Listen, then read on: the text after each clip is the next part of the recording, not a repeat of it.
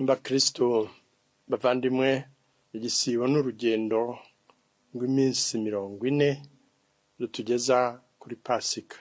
Ndabifuriza rero ko iki gisibo kidutegurira Pasika, kiduha amizero, biba isoko y'amizero yacu, cyane cyane ko Pasika nayo ndunduro y'amizero yacu, aho Kristo yadutsindiye urupfu, ari we mwanzi mukuru w'ubuzima, uduhoza ku nkeke ntawe uruhunga.